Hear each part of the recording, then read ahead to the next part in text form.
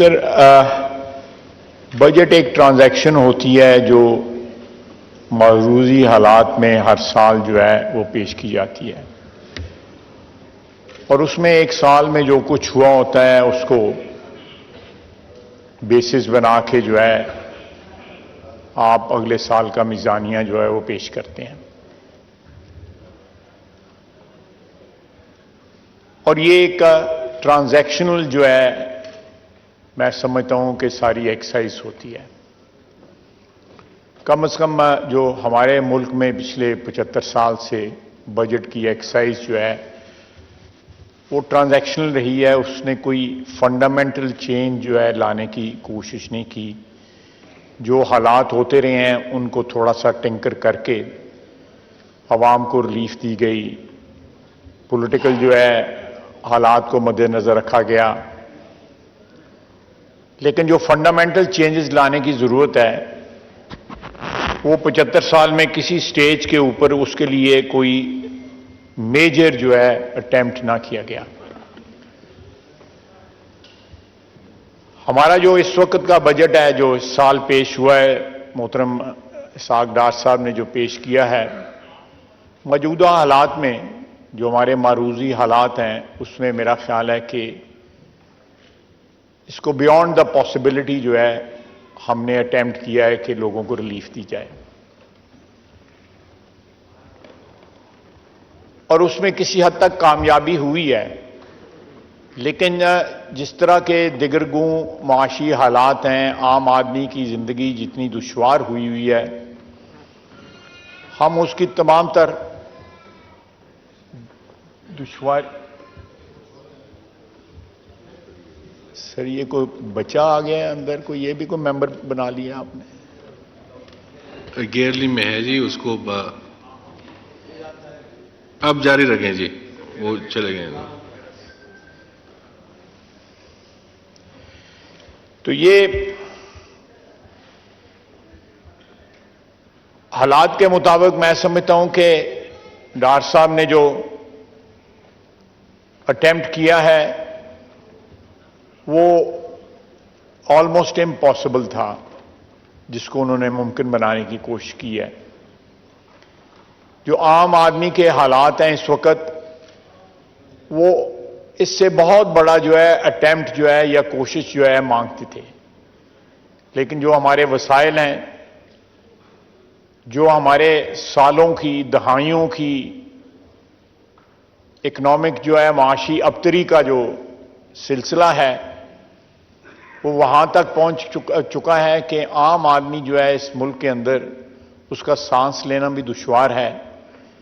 Where as एक ऐसा तबका क्रिएट हमने कर लिया है जिसके पास तमाम तर प्रिविलेजेस हैं, तमाम तर जो है उस मराहत हैं, जिसको उर्फ़ आम में आजकल एलीट कैप्चर कहते हैं। ये सिचुएशन क्यों पहुंची? पास वसाइल की कमी है और हमारी जो इंटरेस्ट पेमेंट है, जनाबे वाला मैं रिपीट करूंगा, हमारी जो इंटरेस्ट पेमेंट है, जो सूद हमने अदा करना है, वो हमारी फेडरल रिसीट से ज्यादा है।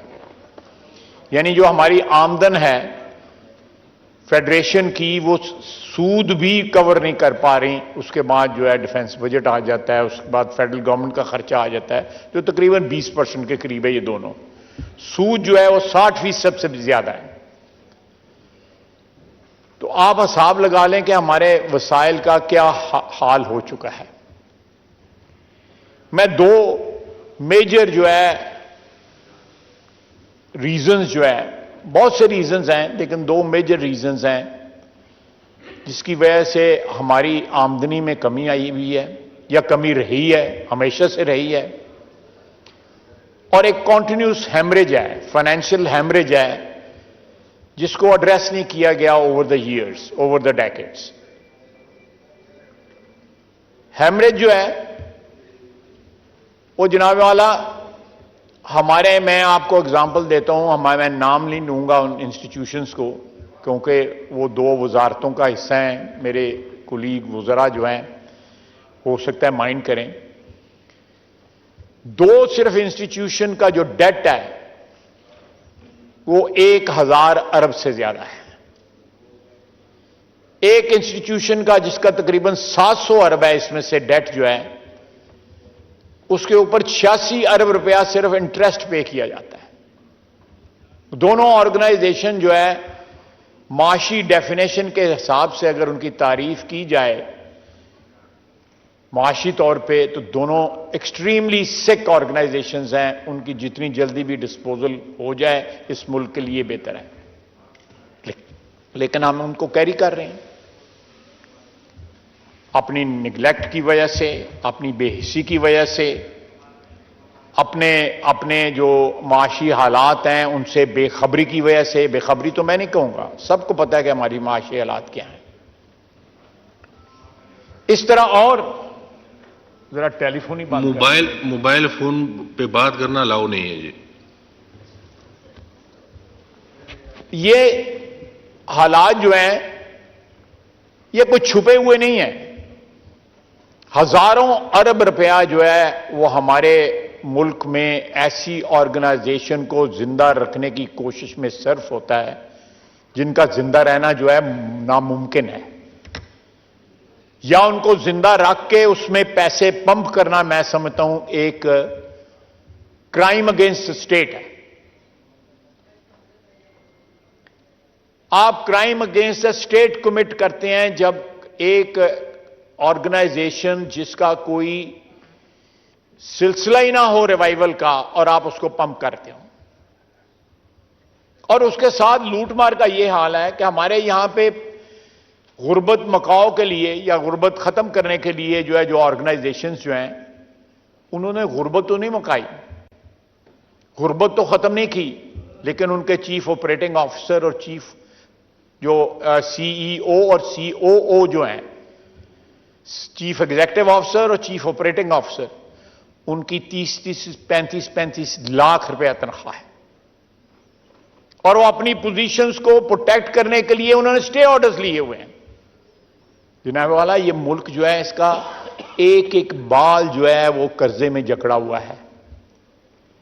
और आप पॉवर्टी एलिविएशन के लिए जो ऑर्गेनाइजेशंस बनाते हैं उनमें ये इतनी इतनी तनख्वाहें देते हैं, क्या किसी को पता है?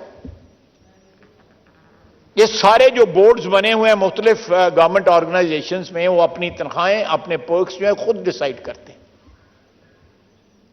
और एक लूट मार का बाजार जो है वो गर्म है, कोई पूछने वाला नहीं है। मैंने आपको ये जो ब्लीडिंग हो रही है हमारे पब्लिक सेक्टर के अंदर ऑर्गेनाइजेशंस की, पब्लिक सेक्टर्स में कॉर्पोरेशंस की, उसका तो थोड़ा सा हाल बताया। उसके बाद जो हमारी इनकम का सोर्स है वो हमारा मेनली टैक्स है, जो रेवेन्यू जो है हमारा वो सोर्स है। मैं जनाब वाला, एक स्टडी है जो एक ऑर्गेनाइजेशन है, कल उन्होंने सरीना में एक अपना एक सेमिनार भी रखा हुआ है, उन्होंने ये स्टडी पब्लिश किया है, IPOSOS उनका उस स्टडी, उस ऑर्गेनाइजेशन का नाम है। सर मुख्तलिफ, मैं डिटेल में नहीं जाऊंगा, मुख्तलिफ सेक्टर्स में जो टैक्स की चोरी है उसकी उन्होंने अमाउंट्स बताई गई है। सर रियल एस्टेट में 500 अरब रुपया जो है वो टैक्स नहीं दिया जाता। अगर वो टैक्स सही तरह अदा करें तो 500 अरब रुपया जो है आपके कौमी खजाने को जो है उसमें ज्यादा आएगा, उसको फायदा होगा। उसके बाद तंबाकू है। रियल एस्टेट में ऐसे ऐसे लोग हैं जिनका टेलीविजन के ऊपर नाम लेना जो है मना है, मसलन मलक रियाज है, वो जो 190 मिलियन की डकैती है उसमें वो भी शामिल है। आप मलक रियाज का नाम किसी टेलीविजन स्टेशन पे नहीं ले, चैनल पे नहीं ले सकते। 500 अरब रुपया जो है ना, 500 अरब रुपया चोरी हो रहा है अंडर इनवॉइसिंग और लैंड वैल्यूएशन के मद के अंदर जो है ना, वो ये सारा पैसा चोरी हो रहा है। उसके बाद टोबैको है, 240 अरब रुपया चोरी हो रहा है। दो कंपनीज जो दोनों फॉरेन कंपनीज हैं वो 99% टैक्स पे कर रही हैं, और बाकी तमाम कंपनियां जो 40% हैं वो 1% टैक्स पे कर रही हैं। और वो लोग हमारी पार्लियामेंट में पहुंच चुके हुए हैं। ये टैक्स ना देने वाले या जो टोबैको की इंडस्ट्री में इलीगली गैर कानूनी तौर पे इन्वॉल्व हैं, जो डाका, इतना बड़ा डाका जो है हमारे टैक्स पे पड़ रहा है, अवाम के ऊपर पड़ रहा है, वो लोग पार्लियामेंट में मौजूद हैं, मेंबरान हैं।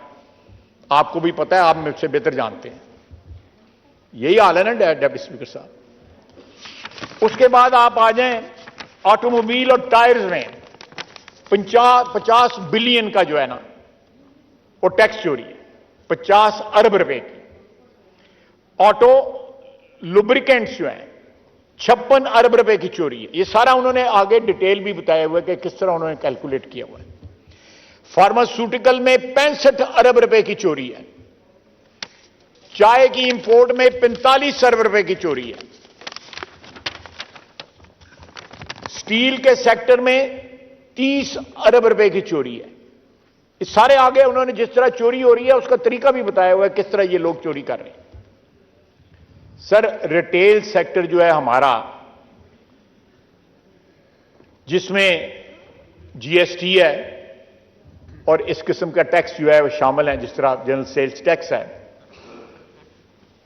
2880 अरब रुपए की चोरी है। 2880 अरब रुपए की चोरी है।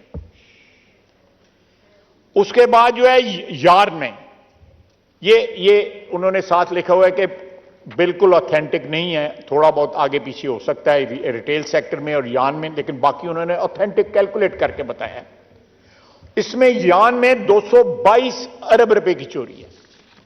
सर, इस तरह क्या कहते हैं कि गिनता जा और शर्माता जा। जिस मुल्क में जो है हजारों अरबों रुपए की चोरी हो रही हो रेवेन्यू के अंदर, वो कहां से हम बजट पेश करेंगे। मेरा ख्याल है मोहतरम इसहाक डार साहब ने बड़ी बहादुरी का काम किया है कि उन्होंने इसमें रिलीफ जो है आवाम को दी है, लेकिन इसका हमें परमानेंट हल ढूंढना पड़ेगा कि जहां पे हमारे, आप देखें, आप यूटिलिटी स्टोर्स ले लें, आज से 50 साल पहले, 55 साल पहले यूटिलिटी स्टोर जो है स्कीम लॉन्च की थी, उस वक्त के लिहाज से ठीक थी। अब वहां पे लोग गंदम लेने चाहते हैं, वो कहते हैं नहीं साथ साथ शैंपू भी लो। कोई आटा लेने जाता है या कोई चीनी लेने जाता है, उसको साथ कहते हैं नहीं साबुन भी लो। एक स्कैम है जिसकी हम परवरिश कर रहे हैं, एक फ्रॉड है जिसकी हम परवरिश कर रहे हैं। इस तरह के बेशुमार फ्रॉड हैं पब्लिक सेक्टर के अंदर, हुकूमत के अंदर, जिनकी हम परवरिश कर रहे हैं, और हजारों अरब रुपया, ट्रिलियंस ऑफ रुपीस। एक मकरूज मुल्क जिसका बाल बाल जो है बंधा हुआ है कर्जे के अंदर, वो उसमें ये हरकतें हो रही हैं कि पॉवर्टी एलिविएशन बोर्ड जो है उसके एग्जीक्यूटिव जो है, मैं आपको फैसिलिटी बताऊं तो परेशान हो जाएंगे। जो फैसिलिटीज है उनकी, यही गुर्बत खत्म करने के लिए जो लोग आ रहे हैं वो पहले अपनी गुर्बत दूर कर रहे हैं। वो पहले खुद जो है बिलियनियर हो रहे हैं या मिलियनियर हो रहे हैं या जो भी हो रहे हैं। कितना बड़ा मजाक है इस मुल्क के साथ, और साथ उन्होंने स्टे लिए हुए। ये मेरा भाई बैठा हुआ है एजुकेशन मिनिस्टर। ऐसी ऐसी यूनिवर्सिटियां जहां पे वाइस चांसलर टेन्योर पूरी कर चुके हैं और फिर स्टे लेके फिर बैठे हुए हैं वहां पे, ऐसे ही है ना। कोई बंदा अपनी पोजीशन छोड़ने के लिए तैयार नहीं है जहां पे उसको जो मुनाफा हो रहा है, और वो तनख्वाह से मुनाफा नहीं ले रहे, वो यूनिवर्सिटीज के फंड खा रहे हैं। मैं यूनिवर्सिटी गिनवा देता हूं, नाम ले देता हूं जिनके अंदर जो है लोग जो है पैसे खा रहे हैं और साथ स्टे लिए हुए हैं। अगर मैं गलत बात कह रहा हूं तो आई चैलेंज कि मुझे कोई कॉन्ट्रोडिक्ट करे।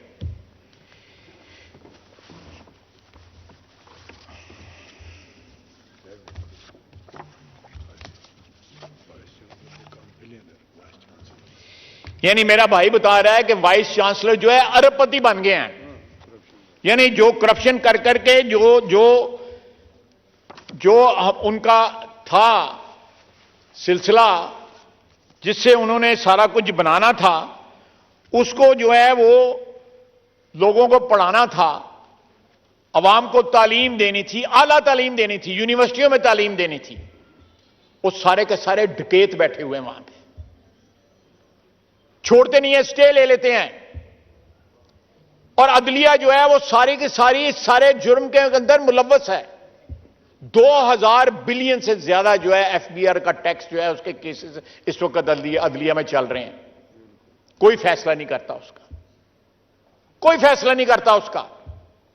यह एक गरीब मुल्क है जहां पे करोड़ों लोग फाके कर रहे हैं, जहां की 70-80% आबादी जो है, जनाब डेप्टी स्पीकर, 70-80% आबादी जो है 3 वक्त का या 2 वक्त का खाना नहीं खा सकती। और वहां पे ये एलीट कैप्चर जो है उसने क्या क्या गुल खिला रहा है। आप हिसाब लगाएं कि इस मुल्क के जो बड़े बड़े स्मगलर हैं, जो सामाने तय्युश जो है अपने डिपार्टमेंटल स्टोर में बेचते हैं, वो हमारी ट्रेड बॉडीज के सबसे बड़े ओहदों पे बैठे हुए हैं। मैं नाम नहीं लेना चाहता, लेकिन सबको पता है। हमने उनको 1 साल की एक्सटेंशन दी है कानून के अंदर, दिलवाई जो पहले इलेक्ट कराया गया, उनको जिस तरह इलेक्ट कराया गया वो भी हमें पता है। लेकिन दिन दिहाड़े जो अमीर आदमी जो है उसके लिए कोई कानून नहीं है, जो कोई कायदा नहीं है, उसके लिए कानून जो है उनमें तरमीमें की जाती हैं और आम आदमी को जो है जेल में डाल दिया जाता है। 5-5 हजार 10-10 हजार के लिए लोग जो है 6-6 महीने, साल 2-2 साल जो है वो कैद रहते हैं। अब किसी जेल से उठा के लिस्ट मंगवा लें कि वहां पे ये छोटी रकूम ना अदा करने के सिलसिले में कितने लोग कैद हैं। और ये डाके जो मार रहे हैं, सारे मुल्क में जो डाका मारा जा रहा है हर जगह, जिस तरह शादियों के ऊपर यहां पे पैसे खर्च किए जा रहे हैं, अरबों रुपए जो है शादियों पे खर्च किए जा रहे हैं। और पिछले 4 साल इस एलीट को प्रोटेक्ट किया जाता रहा है। हम 1 साल में आए हैं, हमने इनको डिसमेंटल करने की कोशिश की है, लेकिन कोई खातिर खा कामयाबी नहीं हो सकी। अल्लाह करे एक मुस्तहकम सियासी हुकूमत यहां पे कायम हो जो इन लोगों को टेक ऑन कर सके। जो इस वक्त हमारे मुल्क में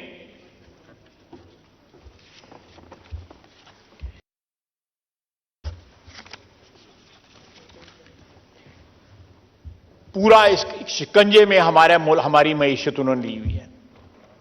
जब तक जनाब डिप्टी स्पीकर ये बुनियादी तब्दीलियां आप निजाम में नहीं लेके आएंगे,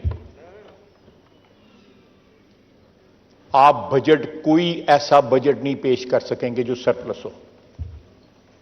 कोई ऐसा बजट नहीं पेश कर सकेंगे जो तमाम आपकी 22-23 करोड़ आबादी के लिए जो है मनफियत बख्श हो, मुनाफा बख्श हो। नहीं पे कर सकते। आप हिसाब लगा लें कि आपकी फेडरल रिसीट्स जो है उससे जो है ज्यादा है, आपने सिर्फ इंटरेस्ट पेमेंट करनी है। आपके पास इस मुल्क के अंदर तमाम इमराज का इलाज, आपकी माशी इमराज जो है उनका इलाज मौजूद है, लेकिन विल नहीं है। क्योंकि सारे निजाम को एक ऐसे तबके ने अपने शिकंजे में लिया हुआ। आप मुझे बताएं, हम में ये जरूरत है, जितने लोग यहां में बैठे हुए हैं, कि हमारी जो 1,68,000 रुपया तनख्वाह है, हम इसको 2 लाख या 2.5 लाख कर सकें? डिप्टी स्पीकर साहब कर सकते हैं?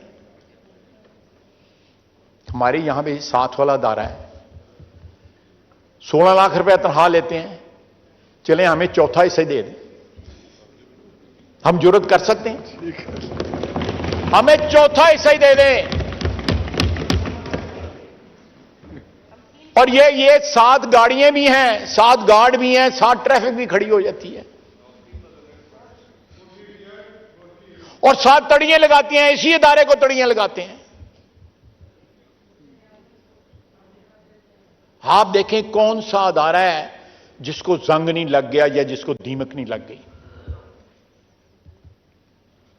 मैं नहीं कहता ये काबिल रश्क था ये अदारा, लेकिन जिस दिन काजी फायज ईसा के खिलाफ रेफरेंस पेश हुआ था, उस दिन इस अदारे में जो है रखना पड़ा था, दराड़ आई थी। और आज वहां पे जो दराड़ है उस दिन पैदा हुई थी। अगर इन लोगों को अपने अदारे की मोहब्बत होती, अपने अदारे के वकार का ख्याल होता, तो वो उस रेफरेंस की मौजूदगी में या उस रेफरेंस के इशू के ऊपर सच के साथ खड़े होते हैं, अदल के साथ खड़े होते हैं।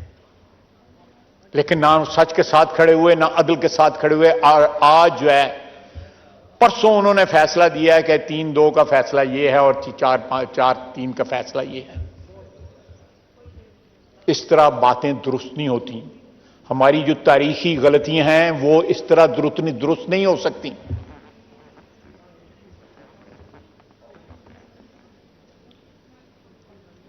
हम लोग जो यहां पे बैठे हुए हैं इस हाउस के अंदर, रांदा दरगाह हैं।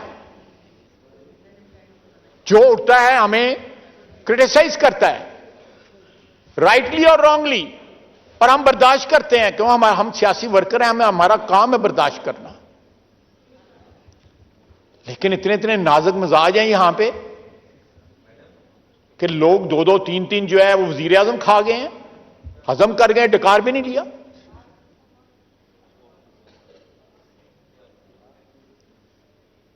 फांसी लगा दिया किसी ने कोई पीछे मुड़कर भी नहीं देखा, किसी ने माजरत भी नहीं की, तारीख से भी नहीं माफी मांगी।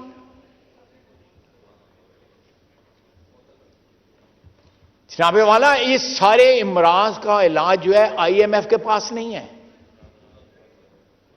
ना वर्ल्ड बैंक के पास है, ना पेरिस क्लब के पास है, ना हमारे जो ब्रादर मुल्क हैं जो हमारी मदद कर रहे हैं, या हमारा भाई चाइना जो हमारी मदद कर रहे हैं, उनके पास इलाज नहीं है। ये इलाज हमारे पास है। और जब तक हम इस इलाज को स्टार्ट नहीं करेंगे, ये दवाई जो है कड़वी नहीं खाएंगे, कि हम इस मुल्क में जो ऑर्गेनाइजेशन जो हैमरेज कर रही हैं, जो ब्लीड कर रही हैं 30-30, 40-40 साल से। मैं 1997 में प्राइवेटाइजेशन का चेयरमैन था। मुझसे पहले 1993 में जो है नवीद कमर प्राइवेटाइजेशन का चेयरमैन था। उस दौरान जो थोड़ी बहुत प्राइवेटाइजेशन हुई उस 10 सालों के अंदर, लेकिन बहुत से अदारे जो उस वक्त लिस्ट थे आज भी लिस्ट पे हैं। और जो लोग जो है जो डेड बॉडी से या उन मुर्दा अदारों से उनका गोश्त जो है नोच रहे हैं, उनकी हड्डियों से, वो लगे हुए हैं। वो या स्टे ले आएंगे या अदलिया के पास चले जाएंगे। They won't let you privatise those institutions, the sick institutions, जो SOEs है हमारी। They won't let you do that. मैंने आपको बताया है कि आपके रेवेन्यू में कितनी बड़ी लीकेज है। मैं कोई और लफ्ज नहीं इस्तेमाल करना चाहता कि 2000 अरब रुपए से ज्यादा तो केसेस पड़े हुए हैं अदालतों के अंदर। और ये मैंने आपके सामने 4-5 हजार अरब रुपए के जो है जो डाका पड़ रहा है, जो लोग टैक्स नहीं देते। आप चले जाए कोसार मार्केट, वहां पे दुकानें चेक करें। वो पाकिस्तान के गरीबों के लिए तो मैं भी वहां पे शॉपिंग करता हूं। पाकिस्तान के गरीबों के लिए तो वहां पे कोई चीज नहीं पड़ी हुई। आप चले जाएं ये बड़े बड़े डिपार्टमेंटल स्टोर, वहां पे पाकिस्तान की, और उन पे कोई टैक्स नहीं है। कंटेनर खुलते भी नहीं है, उसके अंदर कंटेनर के अंदर चाहे टैंक आ जाए, असला आ जाए, जो मर्जी आ जाए, कंटेनर का सौदा हुआ होता है। आप एक मुल्क में जहां पे आप जो है प्राइवेटाइजेशन करके, अदारों को बंद करके, अगर को चल नहीं सकते, बिक नहीं सकते, बंद करके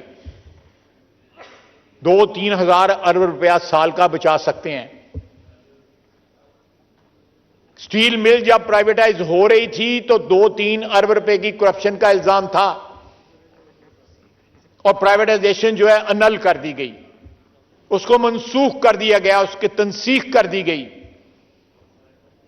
और उसके बाद क्या हुआ?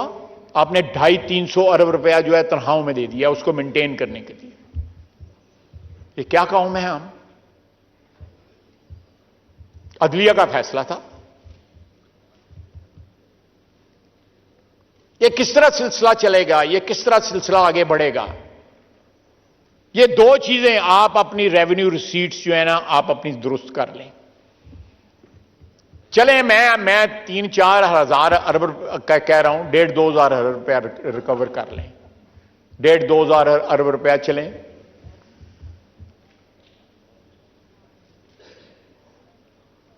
इसी तरह आप देख लें, हुकूमत के तमाम अदारे जो हैं, यहां पे पेंशनर जो है वो चिल्ला रहे हैं कि हमारी पेंशनें कम बढ़ाई गई हैं।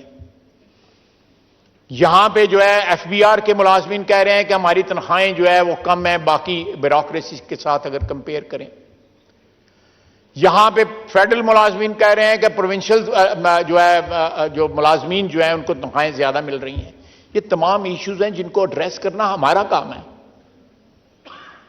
और ये पैसे मुहैया करना हमारा काम है और साथ एग्जीक्यूटिव का काम है, ब्यूरोक्रेसी का काम है और साथ अदलिया का भी काम है कि वो थोक के हिसाब से सैकड़ों नहीं हजारों स्टे ऑर्डर ना दें। ये कनाइवेंस जो है अदलिया की, ब्यूरोक्रेसी की और इनएक्शन ऑन आवर पार्ट, ये तीनों चारों चीजों ने मिलकर जो है इस मुल्क को जो है फाइनेंशियली जो है बिल्कुल जैम कर दिया, फ्रीज कर दिया। इन हालात में मैं समझता हूं कि ये बजट जो है किस तरह डार साहब ने इसको तरतीब दिया है। आज भी हमारे सर पे मंडरा रहे हैं बादल के आईएमएफ हमें प्रोग्राम देगा या नहीं देगा। एक न्यूक्लियर पावर, एक नाकाबिले तस्खीर दफा, बैरूनी दुश्मनों के अगेंस्ट हमें कोई खौफ खतरा नहीं है अल्लाह के फजल से, लेकिन जो अंदरूनी हालात हैं हमारे इकोनॉमी के, फाइनेंशियल हमारे जो हालात हैं, बड़ा खतरा है हमारा, सबसे बड़ा खतरा है। हमें कोई बाहर के दुश्मन से, हमारे सरहदों पे जो हमारे अफवाज खड़ी हैं वो और हमारी फिजाओं के जो हमारे पानियों की जो डिफेंड कर रहे हैं वो डिफेंड कर सकते हैं और उन्होंने किया है। लेकिन ये इकोनॉमी को जो अंदर जो हम दुश्मनी जो है अपने मुल्क के साथ कर रहे हैं, जिनमें तमाम तर अदारे शामिल हैं, तमाम तर, कोई ज्यादा कोई कम, और उसका ब्रंट जो है वो हम ले रहे हैं, हम सियासतदान ले रहे हैं। क्या किसी ने पूछा है? मैंने यहां ही इसी फ्लोर में कहा था, चीफ मिनिस्टर जो थे पिछली गवर्नमेंट के पंजाब के, उनका जो प्रिंसिपल सेक्रेटरी थे वो अरबों रुपए लेके लंदन चले गए हुए हैं। किसी ने पूछा? यहां पे कोई सियासतदान जो है छोटा मोटा हाथ मार दे खुदा न खास्ता, उसके इश्तिहार लग जाते हैं, उसके गिरेबान के ऊपर इलेक्शन पे लोगों के हाथ पड़ते हैं और लोगों को कहा जाता है कि पता नहीं हम कितनी तनख्वाह लेते हैं, कितनी हमें फैसिलिटी लेते हैं। यहां तो रिटायरमेंट के बाद 90% पेंशन मिलती है, 90% पेंशन मिलती है उसके बाद, रिटायरमेंट के बाद जो सैलरी जो होती है उसकी 90%, और 4-5 जो हैं। Order in the house please. Rana साहब, order in the house please.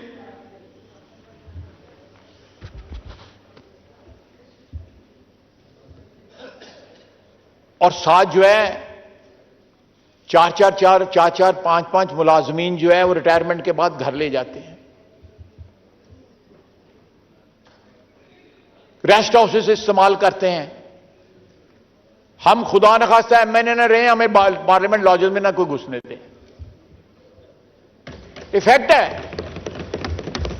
जहां हम 5-5, 10-10, 15-15, 20-20 साल से रह रहे हैं, वो तमाम तर स्टाफ जो है, गनमैन भी साथ है, गाड़ियां भी हैं, रेस्ट हाउसेस भी हैं, पीए भी है, टेलीफोन भी है, ये सारा कोई मुफ्त है।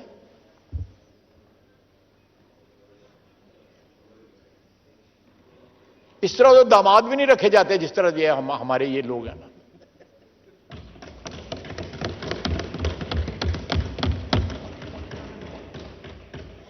मैंने आपको एग्जांपल दिया है कि पॉवर्टी एलिविएशन बोर्ड के जो चीफ, इस वक्त एक्टिंग चीफ एग्जीक्यूटिव हैं, सीईओ वहां पे, उसकी तनख्वाह जो है 27-28 लाख की, और जो जगह खाली है वहां पे जो पहले शख्स था वो 35 लाख रुपए तनख्वाह।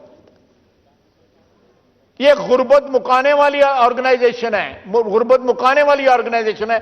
नूर आलम बुलाओ ना यार उसको, खुदा का वास्ता है बुलाओ उसको।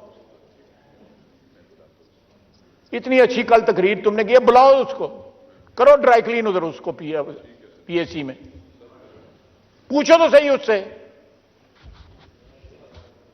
हमारे पास आर्म्स हैं, ये आर्म्स हैं हमारे जो अकाउंटेबिलिटी कर सकते हैं। पीएसी है, हमारी स्टैंडिंग कमेटीज हैं। क्या हम उनको पूरी तरह उनको ऑपरेट कर रहे हैं? उनकी जो इस्तेदाद है उस इस्तेदाद से, अब देखें मैंने गवाही ले ली है वजीर तालीम की कि हमारे वाइस चांसलर जो है वो बिलियंस का उनके बजट हैं। मुझे नाम तक पता है, मैं नाम नहीं लेना चाहता। असातिज़ा हैं, वो कौम को तालीम दे रहे हैं, डाकू कौम को तालीम दे रहे हैं। तो वो डाके मारना ही सिखाएंगे और क्या करेंगे? रिटायर नहीं होते, स्टे ले लेते हैं, टेन्योर खत्म होती है, स्टे ले लेते हैं। रासा मैं गलत कह रहा हूं तो मैं बिल्कुल, मेरा गिरबान आपके हाथ बिल्कुल। ये अदलिया क्या कर रही है इस मुल्क के साथ? को अपनी इंट्रोस्पेक्शन करें, को सेल्फ अकाउंटेबिलिटी करें।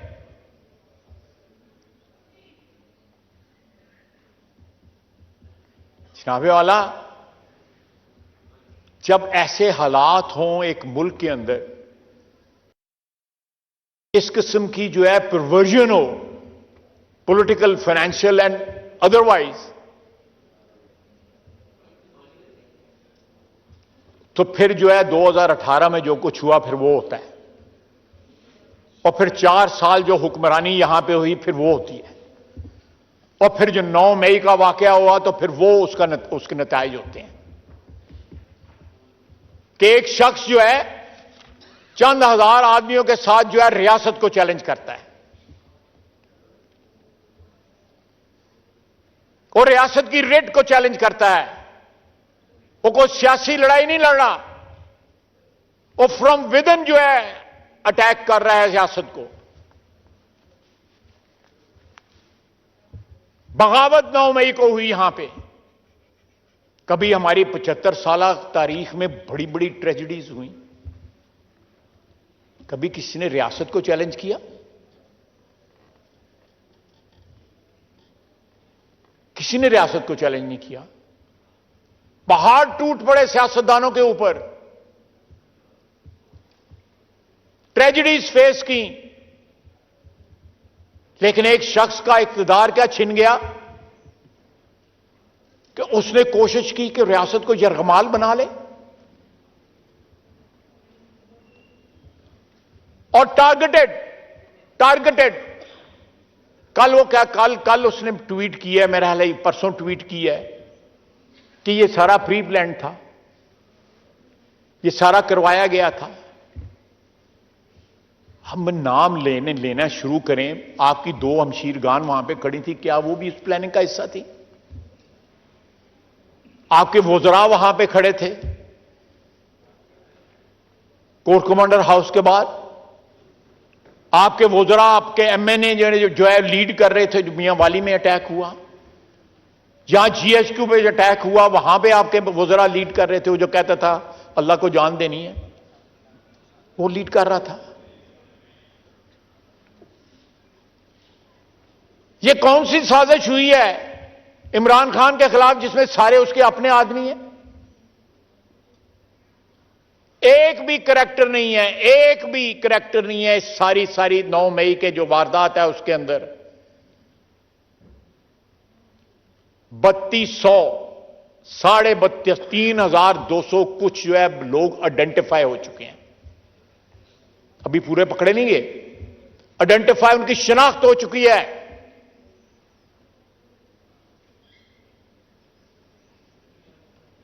वो शेर खान की तो तौहीन जो है उसकी तो हिंदुस्तान ने भी इज्जत के साथ जो है उसको इज्जत की उसकी, वो भी उसकी बहादुरी की दास्तानें बयान करते हैं, और आपने उसका स्टैच्यू जो है आप उसकी यादगार को मिसमार कर दिया, उसकी यादगार की तौहीन की।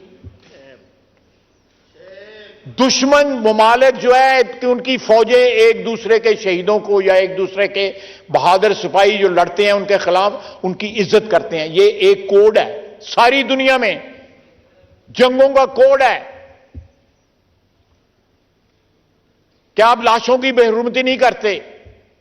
आप रिस्पेक्ट करते हैं, चाहे दुश्मन का जो सिपाही भी जो है is fallen in a battle. यहां पे तो उनकी यादगार, उनके याद के जो बुत थे या उनके यादगारें जो थी, जो स्टैच्यूज थे, आपने उनको भी मिसमार कर दिया।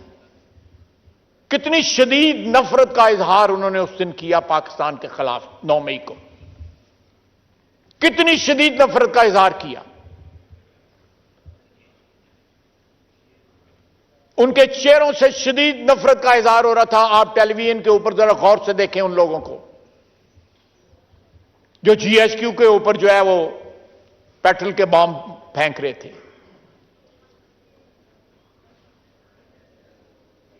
या जो वहां पे गालियां दे रहे थे कोर कमांडर हाउस के बाहर। आपके एहसासे, आपके दफाई एहसासों को अटैक किया गया। वो असासे किसी की मलकियत नहीं, वो कौम की मलकियत है। वो आपकी, मेरी, इनकी 28 को से बनाए हुए, अपना खून पसीने के कुर्बान करके, उसको निचोड़ के, उसकी कॉस्ट के ऊपर वो असासे बनाए गए जिनको जलाने वो गए थे पियां वाली बेस, एयर बेस के ऊपर। ये कौन लोग थे? ये पाकिस्तानी नहीं हो सकते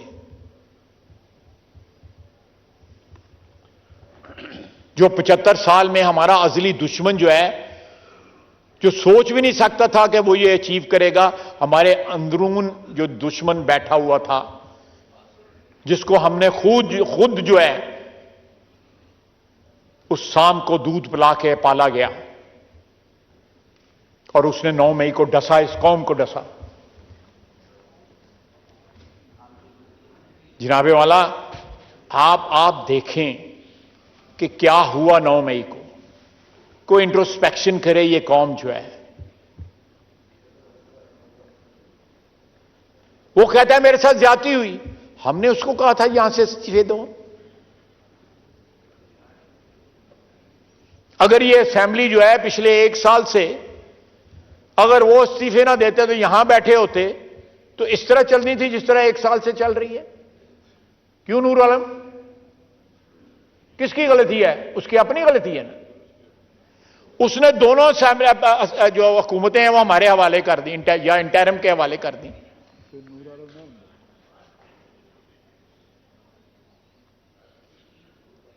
वहां पे परवेज लाई हुक्मरान था, वो तरले करता रहा, वो गिट्टे पकड़ते रहा उसके ना तोड़ो। केपी में भी तोड़ दी उसने, और फिर तीनों चीजों के लिए अदालतों में चला गया कि इस्तीफे भी वापस लो जी, और असेंबलियां में हमारी हुकूमतें बहाल करो। तो मैंने कहा था, यहां बैठा हुआ था, मैं नहीं यहां बैठा हुआ था, कि कोई शर्म होती है, कोई हया होती है। वो आज भी फिक्रा जो है ना उसके ऊपर जो है ना सादिक आता है, फिट होता है बिल्कुल। कोई शर्म हया नहीं, सिरे से कोई शर्म हया नहीं। इतना बेशर्म, अल्लाह माफी करने भाई के लोग उसको सियासतदान ही कहते हैं ना, कि बरादरी हमारी में पिछले 75 साल में को पैदा हो।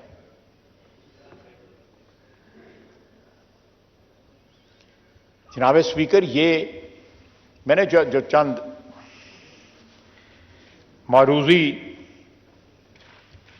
जो हालात हैं उनका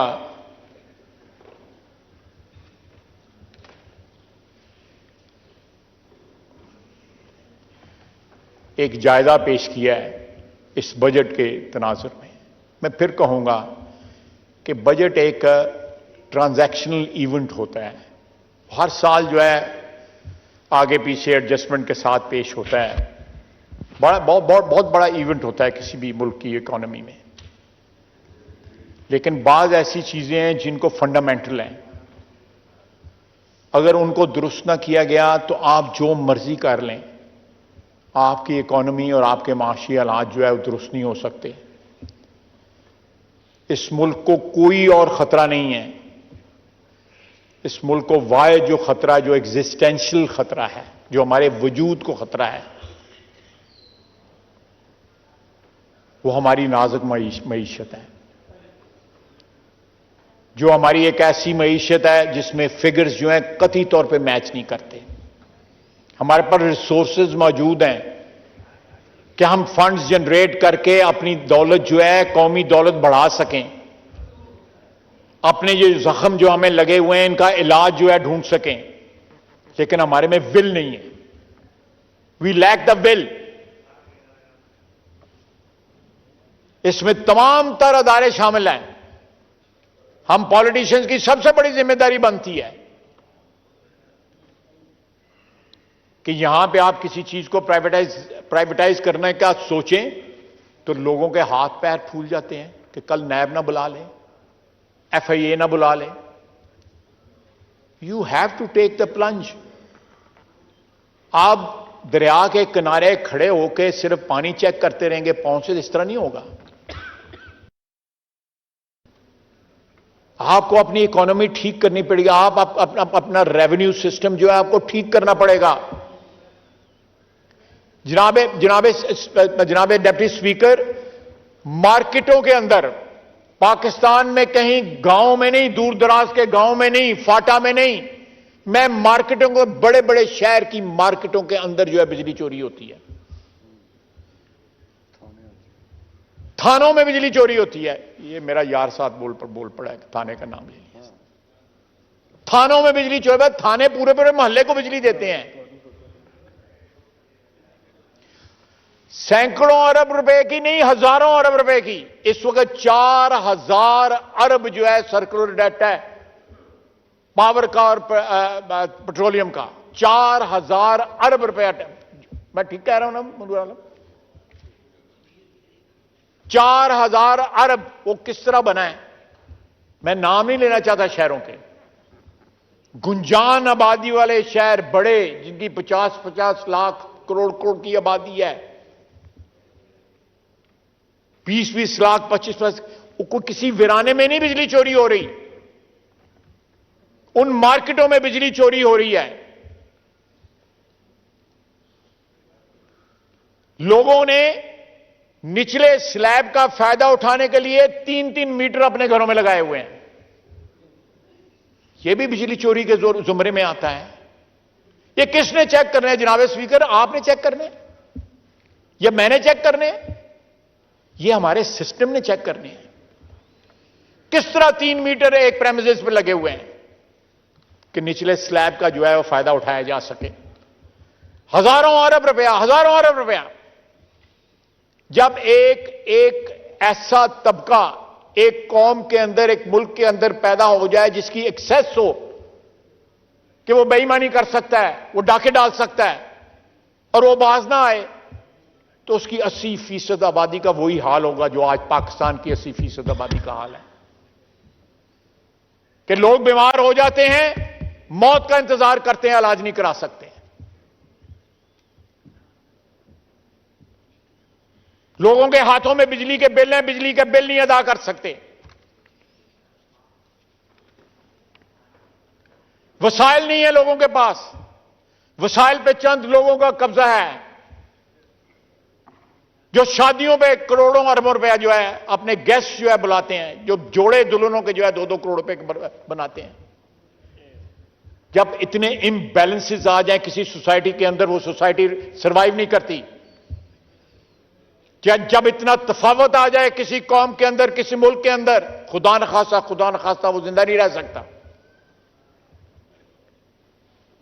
ये वेकअप कॉल है। ये बजट जो है, ये 1 साल जो गुजारा है हमने, 4 साल के बाद जो इनहेरिट किया हमने पीटीआई गवर्नमेंट से, डाकुओं और चोरों से जो हमने इनहेरिट किया है, ये एक वेकअप कॉल है। मैं आपको एक्चुअल बता रहा हूं। वजीर मुमलिकत खजाना यहां पे बैठी हुई है, उनको मैंने ये दिखाया है सुबह। She did not disagree with it.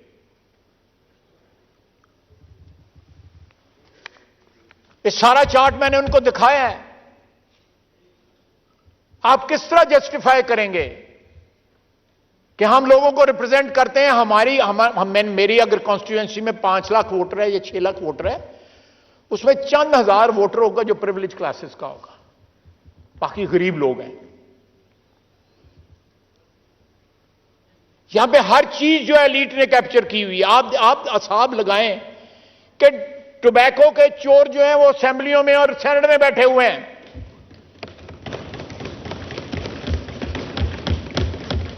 एक पैसा नहीं देते, एक पैसा टैक्स नहीं देते, 1 अरब रुपया टैक्स देते हैं। और उनके मुकाबले में 2 कंपनीज जो बाहर की हैं वो 175 अरब रुपया देती हैं। जाए ना वो उस हॉल में जाके देख लें। आज अब तो इधर नहीं है, पहले जब पूरा हॉल था ये यहां भी बैठे हुए थे। ऐसे ही है ना नूर आलम। नूर आलम की गवाही ले रहा हूं, चेयरमैन पब्लिक अकाउंट्स कमेटी है, मैं उसकी गवाही ले रहा हूं। मैंने आपको बताया है कि जिन लोगों के कंटेनर नहीं खुलते, 4-4, 5-5 मंजिला प्लाजे हैं जिनके अंदर डिपार्टमेंटल स्टोर हैं, हमने इस हाउस में लॉ पास किया कि 1 साल की एक्सटेंशन दी जाए उनको। मक्सी साहब, नाम चाहिए आपको? बता दूंगा आपको नाम भी। हमने इस हाउस में लॉ पास किया उनको 1 साल की एक्सटेंशन का। और 2018 का तो इलेक्शन रेग हुआ था, वो फेडरेशन का इलेक्शन भी रेग हुआ उसको प्रेसिडेंट बनाने के लिए। They are untouchables, you can't do anything against them. आप कुछ करेंगे चारों तरफ से जो है आपके भी यलगार हो जाएगी। अगर आपके चारों तरफ से यलगार नहीं होगी तो अदलिया उनको रेस्क्यू करने आएगी, अदलिया उनको बचाने आ जाएगी। ये कैसा माफिया है? इस तरह ये मुल्क नहीं चलेगा, इस तरह ये रियासत नहीं चलेगी। हम कुछ सियासी 2 नंबरी कर लेते हैं, यहां से उधर चले जाते हैं, यहां से उधर। हमारा मीडिया रिकॉर्ड लगाना जो है बंद नहीं करता। वो मलक रियाज का नाम ही नहीं लेते। ये मीडिया का हाल है, वो मलक रियाज का नाम नहीं लेते। हम भी जो है 190 मिलियन पाउंड में इमरान खान का नाम लेते हैं, मलक रियाज का नाम नहीं लेते, जिसके अकाउंट में पैसे गए हुए हैं।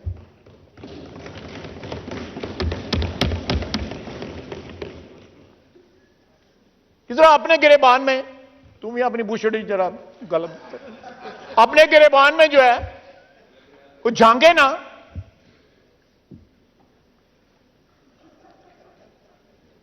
जनाब डेप्टी स्पीकर, ज्यादा मेंबर नहीं है, ये भी एक रिफ्लेक्शन है, ये भी एक रिफ्लेक्शन है। आप देखें, एक शख्स के मुतल्लक सारी दुनिया जानती है कि शख्सियत क्या है इमरान खान की, लेकिन there are people who accept him as a leader. ये एक इखलाकी गिरावट की निशानी है ना, ये ज़हनी गिरावट की निशानी है। It actually defines the state of mind in this country, the population of this country, or the elite of this country. और वो जो बाहर लोग बैठे हुए हैं अंग्रेजी बोलने वाले, वो कहते हैं हम रेमिटेंस बंद कर देंगे। और रेमिटेंस तो ये भेजते हैं, ये हमारे भाई जो बैठे हुए हैं जीसीसी कंट्रीज में। सऊदी अरब में 28 लाख पाकिस्तानी रहता है, यूएई में 18 लाख पाकिस्तानी रहता है। और बोलता कौन है? अमेरिका से कोई बोलता है, कोई कनाडा से बोलता है। जो यहां पे लाशें दफन करने आते हैं, अपने बड़ों की जायदादें बेच के वापस चले जाते हैं।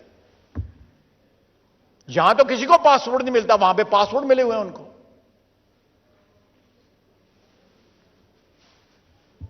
And they have the guts, और दे हैव कितने शेमलेस लोग हैं कि उन मुल्कों में बैठ के पाकिस्तान के खिलाफ साजिशें करते हैं, पाकिस्तान को गाली देते हैं।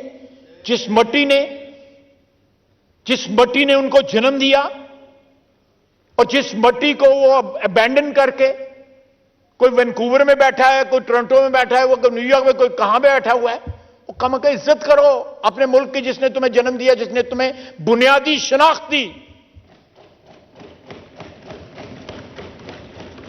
जनाब वाला 50 डिग्री टेम्परेचर के अंदर अबू धाबी, दुबई और जद्दा और रियाद में लोग काम करते हैं और अपने पाकिस्तान को, अपने वतन को पैसे भेजते हैं।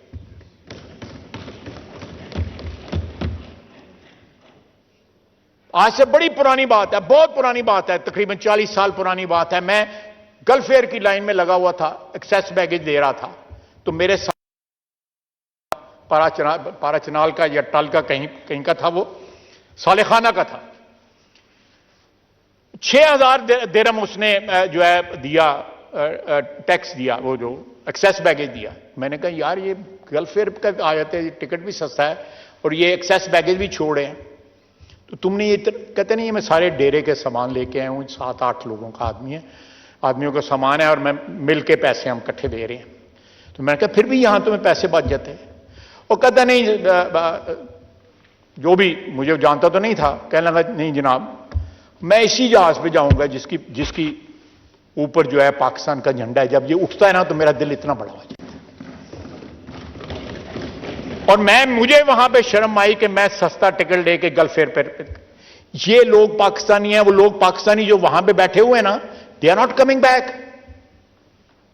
इन लोगों ने वापस आना है। ये ईद पे आते हैं, दोनों ईदों पे आते हैं, आगे पीछे आते हैं, बच्चे यहां पे हैं, वालिदैन यहां पे हैं, जायदाद यहां पे खरीदते हैं। और वो लोग आते हैं जायदाद बेचने के लिए जब मां बाप मरते हैं।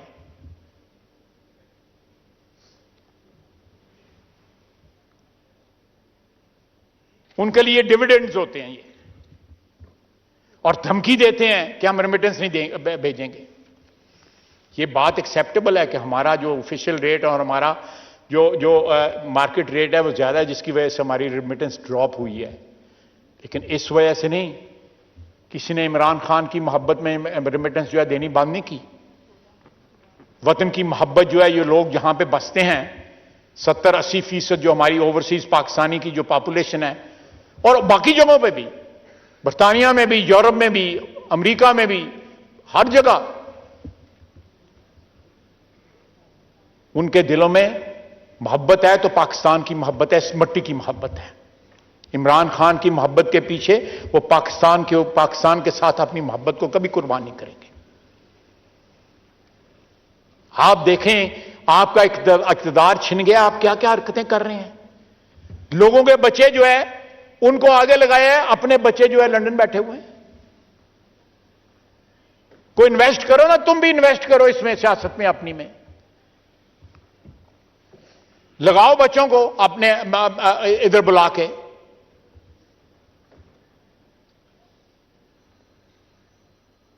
जनाब वाला, मेरी ये चंद गुजारिशात थी। मैंने कोशिश की है कि सारी जो एलिमेंट्स हैं हमारी नेशनल लेवल पे, उनका अहाता करूं।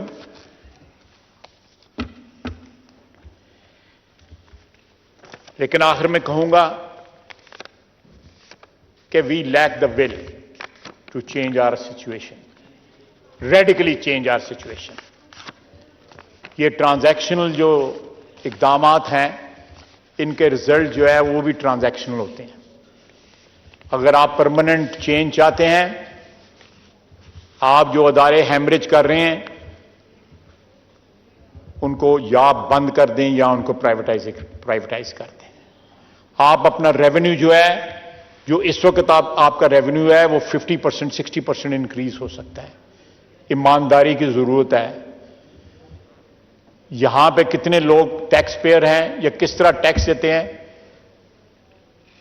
आप बड़े होटलों में जाएं, रेस्टोरेंट्स में जाएं, 30-30 हज़ार, 35-35 हज़ार बिल देते हैं, लेकिन एक्साइज नहीं देंगे, जीएसटी नहीं देंगे।